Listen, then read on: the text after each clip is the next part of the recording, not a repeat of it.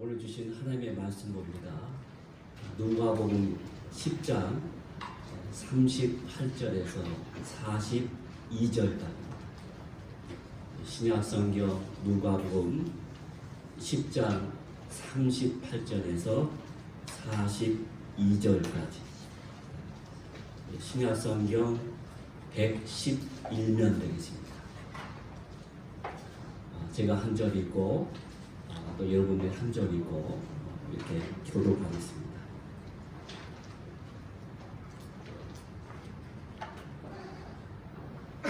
(38절부터) 봅니다. 그들이 길 갈 때 예수께서 한 마을에 들어가시매 마르다가 이름하는 한 여자가 자기 집으로 영접하더라. 그의 마리아라는 동생이 있어 주의 같이 앉아 그의 말씀을 듣더니 마르다는 준비하는 일이 많아 마음이 분주한지라 예수께 나아가 이르되 주여 내 동생이 나 혼자 일하게 두는 것을 생각하지 아니하시나이까 그를 명하사 나를 도와주라 하소서. 주께서 내가 가여주시되 마리아 마리아 내가 하는 일로 염려하고 의심하나 몇 가지만 하든지 혹은 한 가지 만나도 좋다니라. 마리아는 이 좋은 편을 택하였으니 빼앗기지 아니하리라 하시니라. 아멘. 당신 때문에 행복합니다. 우리 옆으로 앞뒤로 해주세요. 당신 때문에 행복합니다.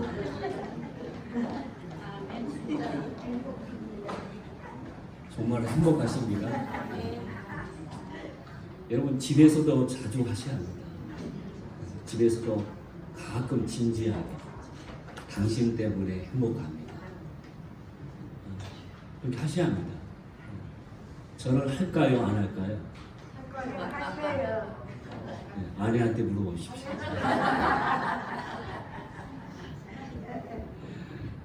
제가 애들 떠나서 둘이 살다 보니까 좀 많이 고백이 좀 늘었어요.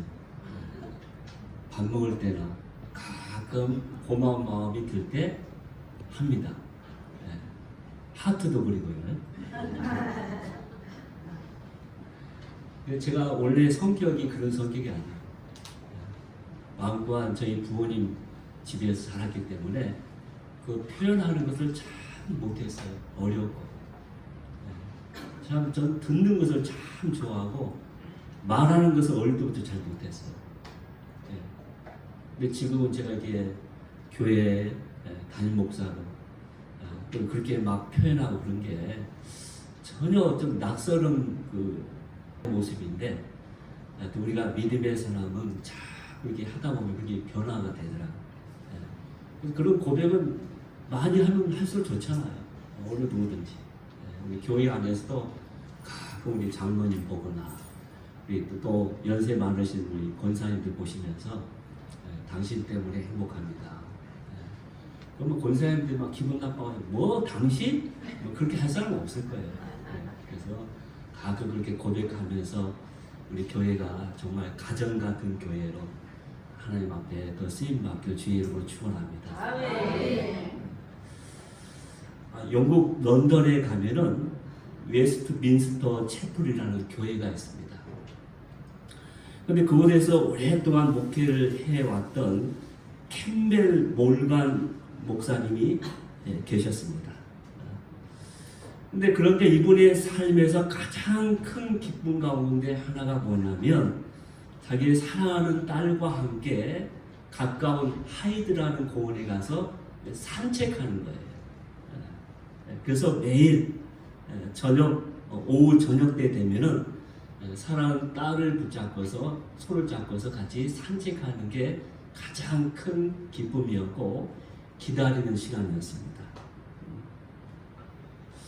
그러던 어느 날 갑자기 딸이 성탄절까지 아빠랑 산책을 못 가겠다고 이야기를 꺼냅니다. 그러면서 그렇게 하지 못하는 이유는 나에게 묻지 말라고 그렇게 말하면서 못 가겠다는 거예요. 이 목사님은 몹시 서운했습니다. 갑자기 왜 그러지? 나 분명히 내가 생각해도 잘못한 것이 없는데 왜 그럴까 갑자기. 예. 그런데 성탄절이 되어서야 딸이 산책을 못한 이유를 알게 되었다고 합니다. 왜냐하면 사랑하는 딸이 성탄 선물로 아버지가 신으실 슬리퍼를 만들기 위해서 시간이 필요했기 때문에 산책할 수가 없었던 것입니다. 사랑하는 딸이 성탄 선물로 아버지에게 이제 그 슬리퍼를 선물하게 되는데 정성껏 준비했겠죠. 그런데 그 선물을 성탄절에 받으면서 그 목사님이 딸에게 이렇게 말했다고 합니다. 사랑하는 딸아, 너무 고맙다. 이걸 만드느라고 얼마나 수고가 많으니. 그런데 솔직하게 말하자면 아빠는 슬리퍼 선물보다는 너와 손잡고 산책하는 것이 훨씬 더 기쁨이란다 라고 말해 주었다는 것입니다. 여러분, 우리 하나님 아버지의 마음도 이와 같지 않을까요? 우리는 하나님을 위해서 여러 가지로 애쓰고 수고를 참 많이 합니다. 이렇게 매 주일마다 나와서 예배드리고 어떤 분은 또 새벽마다 나와서 기도하고 또 수요 예배 또 여러 가지 교회 봉사 또 여러 가지 헌금도 드려야 하죠. 등등 많은 일들이 있습니다. 그 여러 가지 일들을 최선을 다해서 수고하고 애를 쓰거든요. 그래서 나름대로 최선을 다하죠. 그런데 정작 하나님께서는 이렇게 말씀하실지도 모른다는 것이죠. 내가 나를 위해서 일한 것도 좋지만은 나와 좀 같이 있지 않을래? 나와 같이 이야기하고 싶지 않니? 라고 물으신다는 겁니다. 그러면 우리가 믿음 생활하면서 제일로 중요하게 생각해야 할 게 뭘까? 오늘 설교 제목처럼 정말 예수님께서 우리에게 가장 원하시는 것이 뭘까? 그것은 바로 나를 향하신, 우리 교회를 향하신 하나님의 마음을 헤아리는 겁니다. 그것을 헤아리면서 그 길로 가는 것이 바로 우리 믿음 생활에서 제일 중요하다는 것입니다. 그런데 이 땅에 하나님을 믿는다 하면서도 아직도 하나님의 마음과 생각과 뜻을 생각하기보다는 자기의 생각, 자기의 신념, 자기의 주장을 내세우면서 교회에서 여전히 큰 소리 치는 사람들이 많다는 거예요. 나름대로 열심히 큰 소리 치면서 열심히 수고하고 봉사하며 직분을 맡아서 하는데 정말 그것이 하나님이 기뻐하는 것일까? 정말 하나님이 원하시는 것일까? 오늘 말씀을 보면서 같이 생각해 보고자 하는 것입니다. 오늘 본문에 보면 예수님께서 베다니에 살고 있는 마르다의 집에 방문하게 계십니다. 예루살렘에 올라가시다가 마침 마르다의 집이 있어서 그 집에 방문하게 된 것이죠. 그러자 마르다는 예수님을 접대하기 위해서 분주하게 주방에서 일을 하기 시작합니다. 그런데 동생 마리아는 눈치도 없이 예수님의 발치에서 예수님의 말씀만 듣고 있는 거예요. 그러자 속상한 마르다가 자기 동생에게 자기 일을 도우라고 좀 주님께서 말해주라고 이렇게 청했다가 오히려 주님께 책망을 받는 장면이 오늘 본문의 내용입니다. 오늘 본문의 이야기는 우리가 너무나도 많이 잘 알고 있는 내용이죠. 잘 알고 있는 내용인데 한편 이 본문은 많은 사람들이 잘못 이해하고 오해하는 말씀 가운데 한 말씀이 오늘 본문의 내용입니다. 잘 알면서도 말씀을 잘못 이해할 때가 많다는 것이죠. 그럼 여러분은 어떻게 이해하고 계십니까? 지금까지 전통적으로는 오늘의 본문을 해석하면서 이원론적인 틀에서 본문을 해석할 때가 참 많았습니다. 어떻게 해요? 마르다는 주방에서 봉사하는 일, 그것은 육적인 일이다. 육적인 일. 근데 마리아는 예수님의 말씀을 들은 것, 그것은 영적인 일이기 때문에 바로 예수님은 마르다를 책망하고 마리아를 오히려 칭찬하고 인정했다라고 그렇게 해석을 하고 또 그렇게 알고 있는 사람들이 많습니다. 그러므로 우리는 육적인 봉사보다는 영적인 일에 더 관심을 가져야 한다. 그 일을 더 선택해서 하는 것이 하나님의 마음에 합당하고 칭찬받는 일이다 라고 알고 있습니다. 자, 그렇다면 지금까지 사람들이 왜 그렇게 이 본문을 오해하면서 이렇게 해석을 했을까? 여기에는 두 가지의 이유가 있습니다. 첫 번째 이유가 뭐냐면 본문 42절 때문에 그런 오해가 생긴 거예요. 자, 42절 우리 다 같이 한번 볼까요? 다 같이 한번 읽습니다. 시작. 여기까지만 하는지 복음은 한 가지만 알고 장하다. 마리아는 이 좋은 면을 택하였으니 빼앗기지 아니하리라 하시니라. 이 좋은 편을 선택했다. 마리아는 이 말씀을 근거로 해서 봉사보다는 말씀을 듣는 것이 더 가치가 있고 더 옳은 것이다 라고 해석했다는 거예요. 그러나 여기서 더 좋은 편, 이 좋은 편은 봉사보다 말씀을 들은 것이 더 좋다는 뜻이 결코 아닙니다. 그 뜻이 뭐냐면 진정한 뜻은 마리아는 예수님의 발치에서 말씀을 듣는 것을 좋다고 생각해서 마리아는 그것을 선택했다라는 그 뜻이에요.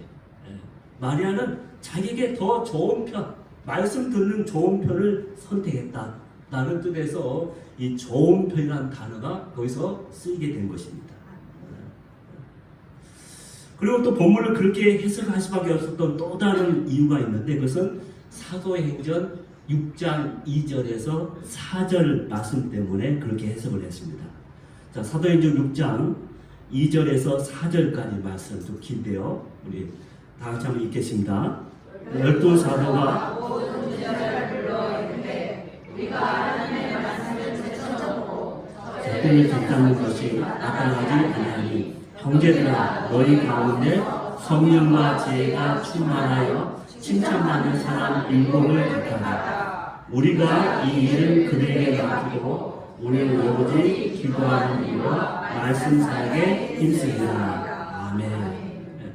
마치 이 말씀을 딱 읽을 때 우리가 표면적으로 마치 기도와 말씀 사역은 중요하고 접대를 하는 것은 중요하지 않는 것처럼 그렇게 보여요.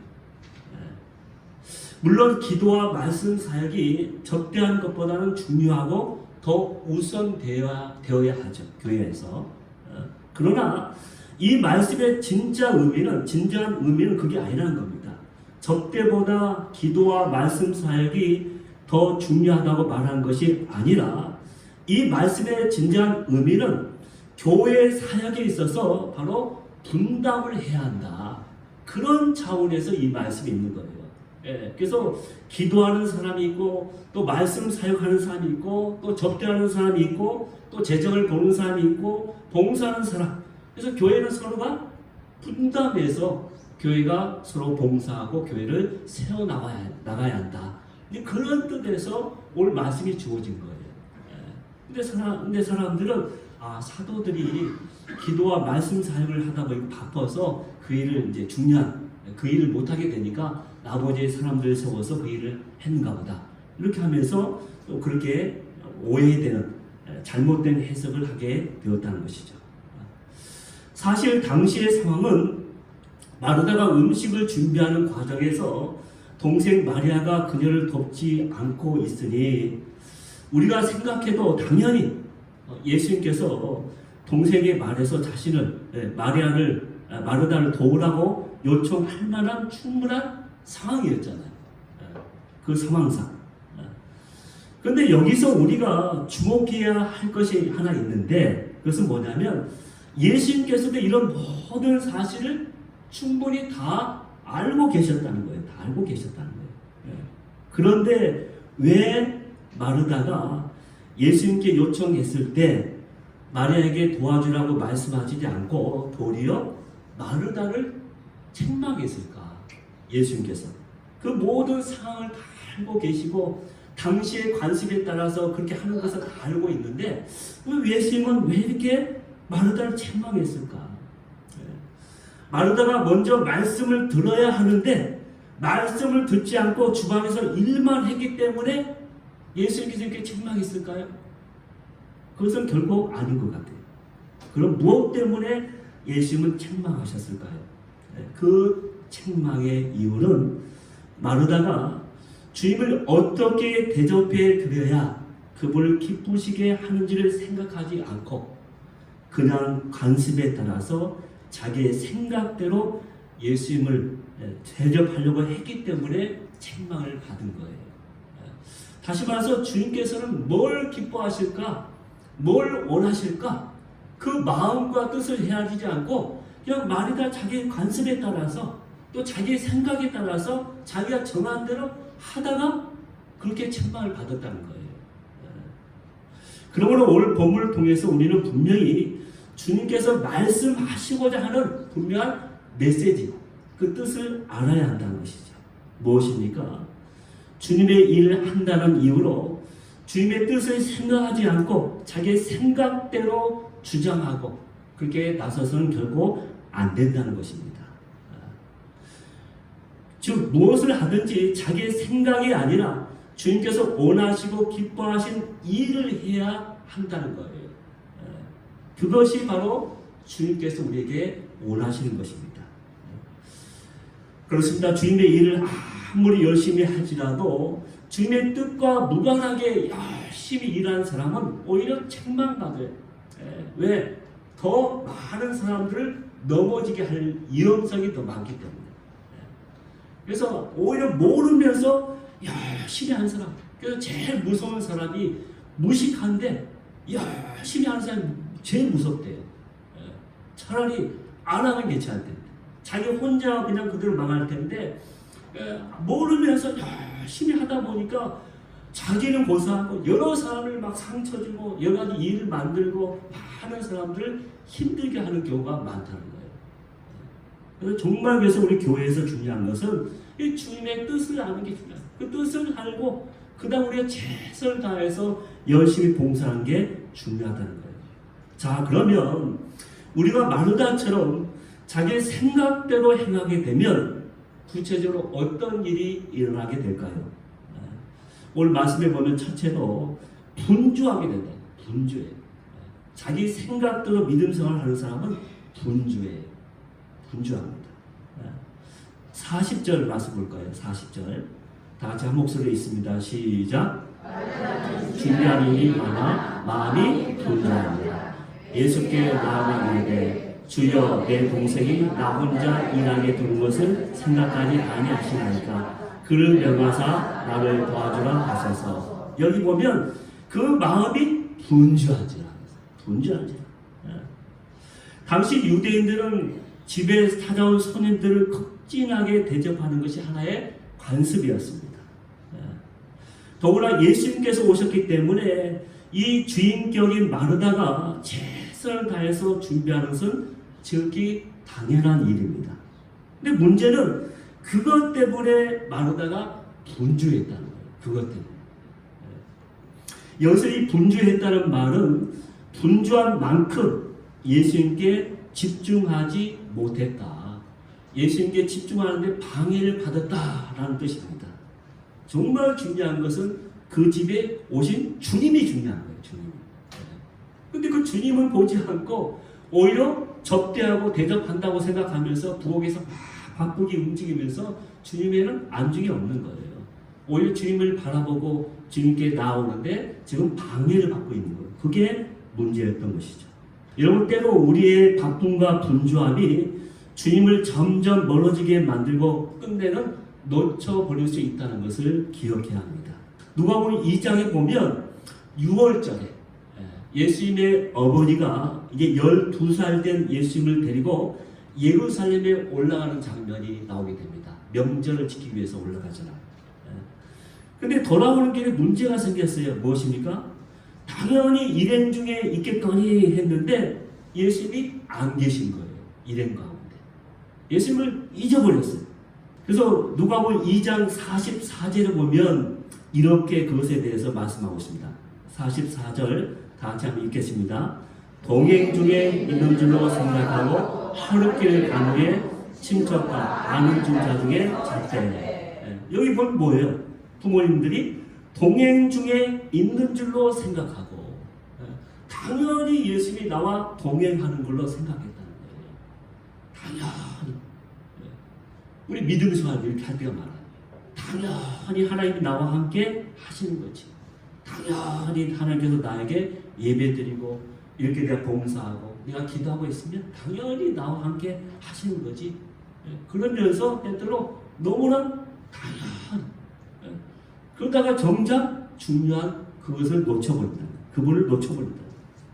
왜 잊어버렸습니까? 부모님들의 분주함 때문에. 6월절 명절이기 때문에 아마 전국에서 군대같이 수많은 사람들이 다 몰려들었을 겁니다.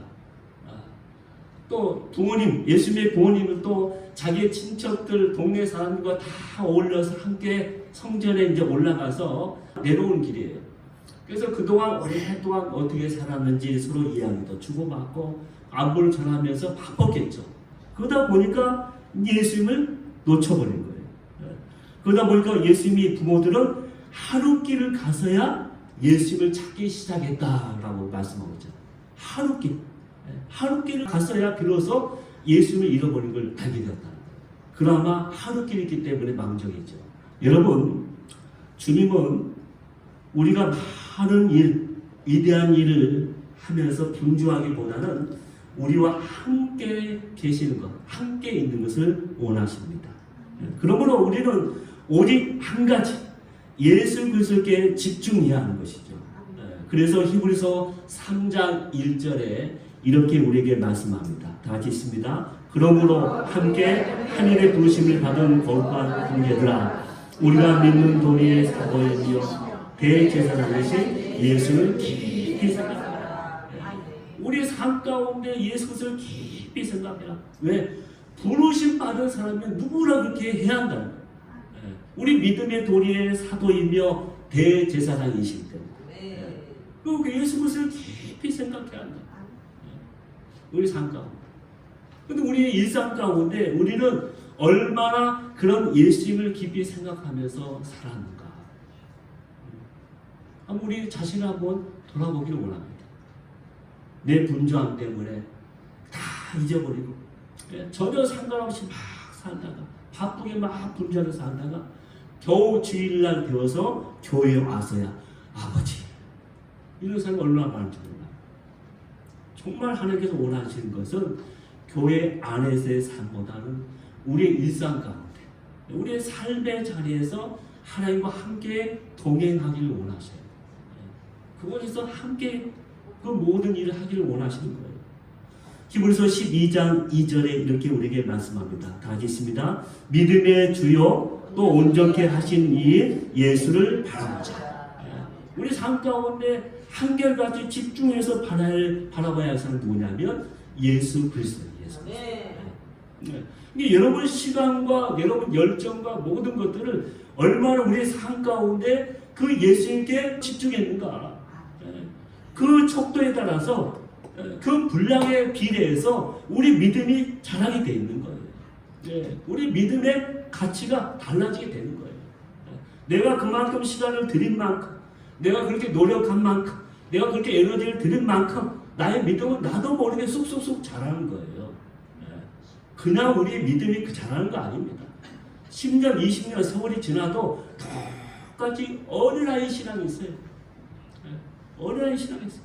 참 그런 사람 보면 참 마음이 아파요. 시간이 지났기 때문에 직분은 받아요. 직분은 안 주면 막 서운해하고 힘들어하셔서 직분은 받아요. 근데 직분에 맞는 그 역할을 하느냐, 그만한 하나님 앞에 쓰임 받으면서 주 앞에 그 모든 것을 감당하느냐, 이게 아니에요. 그럴 때 참 마음이 아프죠. 언제나 모든 생명은 다 자라면서 때가 되면 열매를 맺고 또 다른 열매를 맺고 계속 그러잖아요. 그럼 나는 열매가 없는 거예요.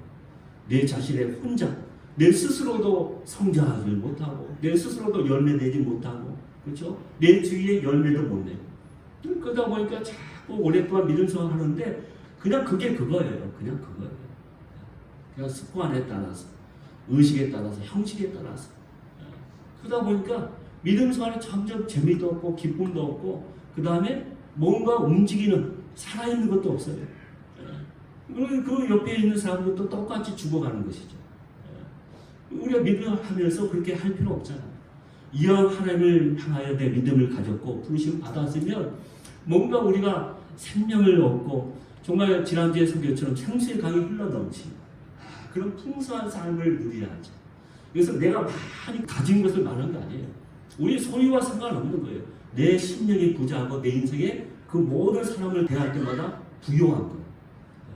사람을 대할 때 부요한 거예요. 그 사람은 뭔가 넉넉해 여유가 있어. 모든 걸 다 품을 수 있는 사람 같아. 모든 사람을 다 그 담을 수 있는 사람 같아요. 그런 사람이 돼야죠. 뭔가 포근하고 언제 내놔도 자신 있어. 담대하고 당당하고 꺼리낌이 없어요. 모든 일. 그런 믿음의 사람이 돼야죠. 그럴 때 우리는 하나님 앞에서 온전하게 사명을 감당할 수가 있는 것입니다. 둘째로 우리가 마르다처럼 자기 생각대로 행동하게 되면 상처를 받게 됩니다. 성경에 보면 오늘 본문과 동일한 내용의 본문이 요한복음 11장에 똑같이 나와요. 근데 거기 보면 이 마르다의 가족으로 소개되어 있는데 세 사람만 소개되어 있습니다. 부모에 대한 언급도 없고요. 마르다의 남편에 대한 소개도 없습니다. 따라서 우리는 무엇을 추측할 수 있습니까? 마르다의 부모님은 일찍 돌아가셨거나 또 마르다는 결혼을 했지만은 사별한 후에 자기 동생 마리아와 함께 살고 있을 것이다 라고 우리가 추측을 할 수 있는 거예요. 자, 그래서 마르다는 실질적인 가장 역할을 해야만 했을 것입니다.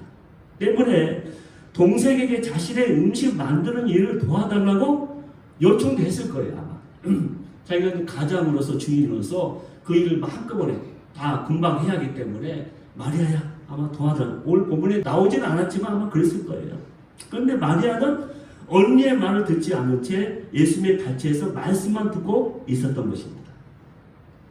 이때 마르다의 마음이 어떠했겠습니까? 자기 말을 듣지 않은 것 때문에 마음에 큰 상처를 받았을 것이다 라는 생각을 해보게 됩니다. 이것을 우리가 어떻게 알 수 있을까요? 바로 본문 40절 후반절에 보면 압니다. 40절 후반절 다 같이 한번 읽습니다. 시작.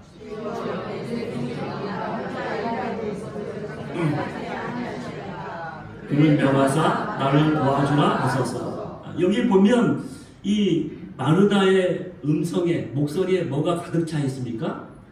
불평과 원망이 가득 찬 어투가 느껴집니다. 이 마르다가 불평과 원망을 했다는 것은 이미 그의 마음에 상처를 받았다는 뜻입니다. 여러분, 왜 우리가 사람들에게 상처를 받습니까? 내가 말하고 오라는 대로 상대방이 움직이지 않을 때 상처를 받습니다. 다시 말해서 내 생각대로 상대방을 따르지 않으면 상처를 받는 거예요. 왜 부모님이 다 큰 자식들에게 상처를 받을까요? 어렸을 때는 자기의 생각대로 자기 말에 잘 따라줘요. 어린아이들이. 그렇죠? 근데 좀 이제 컸다고 그다음부터 말을 안 듣네. 그렇죠? 어머니, 아버지 하면서 나는 이렇게 할 겁니다.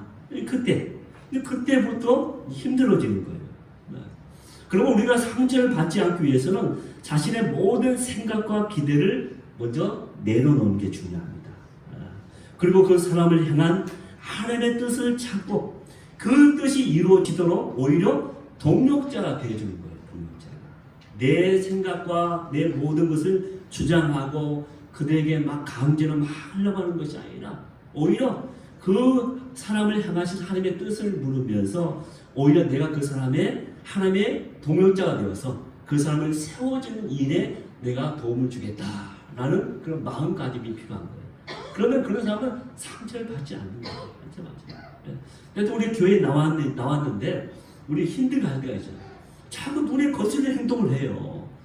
예배 시간에 좀 집중하면 좋겠는데 막 삐뚤게 앉거나 뭐 하거나 할 때 눈에 막 거슬리잖아요. 저 사람 왜 나와서 나를 힘들게 하지? 그래요. 또 봉사할 때 가끔 봉사하다가 다 열심히 하는데 저 사람은 빈둥빈둥 이리 갔다 저리 갔다 할 일도 없이 막 그래. 눈에 막 거슬려. 그것 때문에 힘들어. 그럴 때 우리는 어떻게 해? 그것 때문에 힘들어하지 마시고, 야 그래도 교회 나와서 그나마 예배 드리니까, 야 그래도 교회 나와서 저렇게 봉사라도 하니까 얼마나 감사해요.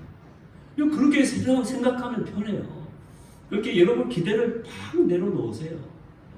그 기대를 내려놓으면 그 다음에 상처를 안 받아요.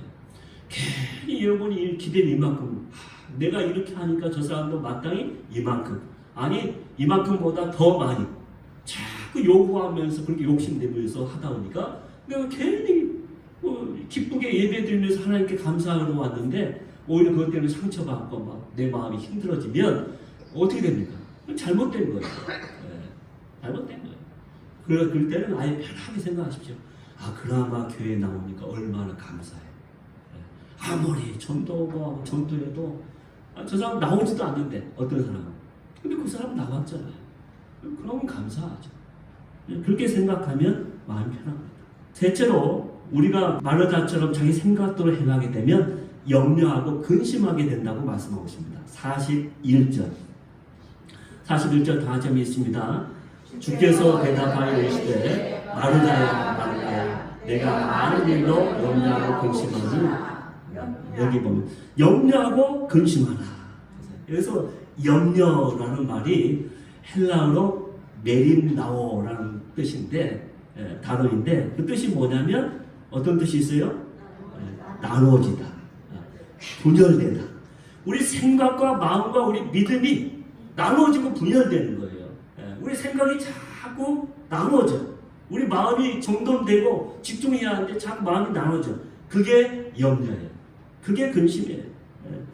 본문은 마르다가 예수님을 위해서 음식을 준비하는 과정에서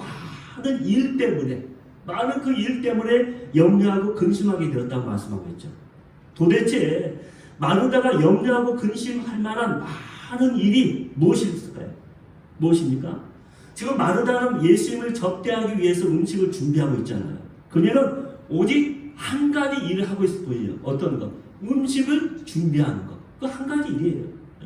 그런데 주님께서 내가 많은 일로 염려하고 근심한다고 말씀합니다. 왜요? 그녀가 음식을 준비는 하고 있지만은 많은 생각들로 가득 차 있기 때문에 지금 그런 거예요. 그의 생각과 마음이 나눠져 있기 때문에 근심하고 걱정하고 있다는 거예요. 가시나무라는 노래 아시죠? 그 노래에 보면 이런 가사가 있어요. 내 속엔 내가 너무도 많아.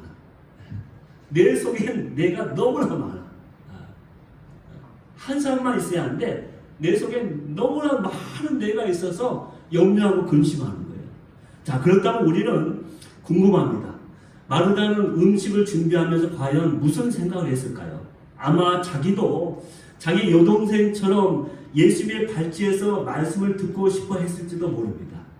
왜냐하면 마르다가 예수님께 말한 어투를 보면은 동생을 시기하고 질투하고 있음을 우리가 느낄 수 있기 때문에 그렇죠. 그러나 마르다는 예수님을 극진히 대접을 해야 하기 때문에, 그래서 음식을 잘 만들어야 하기 때문에 그렇게 할 수가 없었습니다. 따라서 마르다는 여러 생각으로 마음이 나누어져 지금 염려하고 근심하고 있었던 것이죠.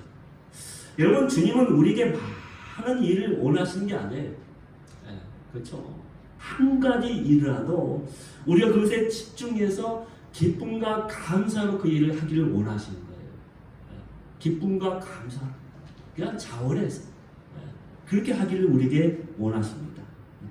그리고 여기서 우리는 가장 근본적이고도 중요한 질문을 해봐야 합니다. 오늘 본문에서 주님은 왜 마르다의 집에 왔을까? 가장 중요한 질문이죠. 왜 마르다의 집에 왔을까요? 그녀에게 염려와 근심을 주려고 예수님이 오셨을까요? 결코 아니죠. 그들에게 말씀으로 은혜를 끼치기 위해서 오신 거예요. 그런데 마르다가 자기 생각대로 주님을 섬기겠다고 하다가 도리어 염려하고 근심하게 됐다는 것이죠. 여러분, 주님은 우리에게 염려와 근심을 주시는 분이 결코 아니십니다. 따라서 우리는 무엇을 하든지 주님의 뜻을 따르면서 염려하고 근심하지 않게 돼야 합니다. 그게 하나님이, 주님이 원하시는 거예요. 마지막으로 우리가 마르다처럼 자기 생각대로 행하면 어떻게 됩니까? 만족을 느끼지 못합니다. 만족할 수가 없어요. 42절 봅니다. 42절 다시 한 목소리로 읽겠습니다. 몇 가지만 하든지 혹은 한 가지만이라도 적합니다. 마리아는 이 좋은 편을 택하였으니 빼앗기지 아니한다. 예수님께서는 한 가지만 해도 만족하신다고 말씀하고 있죠. 그래서 마리아는 말씀을 듣는 것으로 만족하고 행복을 누리고 있습니다. 그러나 마르다는 분주하다 보니까 오히려 만족도 없고 행복도 느끼지 못했다는 것이죠. 여러분, 지금 마르다의 집에 어떤 분이 와 계십니까? 바로 예수님이시죠. 주님께서 와 계십니다. 그런데 주님께서 마르다의 집에 어떻게 오시게 되었습니까? 그 오시는 과정을 보면 마르다는 삭개오처럼 뽕나무 위에 올라가는 수고도 하지 않았습니다. 맹인 바디메오처럼 다윗의 자손 예수여 나를 불쌍히 여기소서 이렇게 외치고 또 외치면서 부르짖지도 않았어요. 수로보리게 여인처럼 많은 수치와 모욕을 당하면서 예수님께 나온 것도 결코 아닙니다. 그런데도 주님께서는 지금 바로 자신의 집에 와 계셨던 거예요. 많은 사람들이 잠시 얼굴만이라도 배웠으면 좋겠다고 생각하는 그 주님이 지금 마르다의 집에 와 계신 거예요. 근데 마르다의 마음은 어떻습니까? 오직 이 한 가지 사실만이라도 뛸 듯이 기뻐하면서 만족하며 감사하고 그 자체로 내가 행복해야 하는데 지금 그러지 못하다는 거예요. 불평과 불만으로 가득 차 있었던 것입니다. 우리가 보기에는 마르다가 만족할 수밖에 없는 상황에서도 왜 그녀는 이렇게 만족을 하지 못했을까요? 바로 주님의 뜻을 찾지 아니하고 자기 생각대로, 자기 스타일대로, 자기가 원하는 대로 믿음을 하다가 이렇게 넘어진 거예요. 우리는 가끔 그런 사람을 보게 됩니다. 말씀을 정리합니다. 우리가 주님을 믿는다고 하지만은 내 생각을 앞세우면 마르다처럼 살 수밖에 없습니다. 늘 분주하고요. 자기 생각대로 자기 생각을 관철시키기 위해서 다른 사람들을 조종하려고 합니다. 그러다 마음의 상처를 받게 되고요. 또 여러 가지 일로 염려와 근심을 하게 됩니다. 그러다가 마음에 어떻게 합니까? 결국에는 그 모든 것을 다 이제 만족하지 못하고 그 속에서 이제 오히려 사람의 서로가 아픔만 생기게 되는 것이죠. 그러면 우리는 이제 모든 것을 다 내놓고 하나님의 선하시고 기뻐하신 뜻, 그 아버지의 마음이 뭘까? 주님의 마음이 뭘까? 나에게 주님께서 원하시는 게 뭘까? 그것을 생각하면서 여러분의 길을 가기를 원합니다. 그게 바로 우리의 진정한 믿음의 길이에요. 내가 그렇게 해 나갈 때 우리는 늘 주님 안에서 그 질문을 내가 놓치지 않고 분별하면서 나갈 때 주님께서 원하시는 그 길을 가게 될 것입니다. 결국 주님을 따른다는 것은 이제 자신의 길을 버리고 주님께 순종한다는 거예요.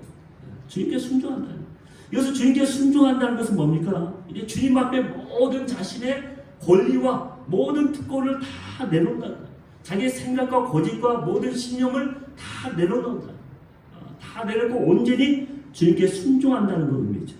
그럴 때 온전히 주님을 따르면서 주님 한 분만으로 만족하면서 그 안에서 기뻐하며 온전히 주님 앞에 헌신하며 나가는 저와 여러분이 될 것입니다. 이러한 믿음의 생활을 걸어가는 저와 여러분이 되기를 주의 이름으로 축원합니다. 기도하겠습니다.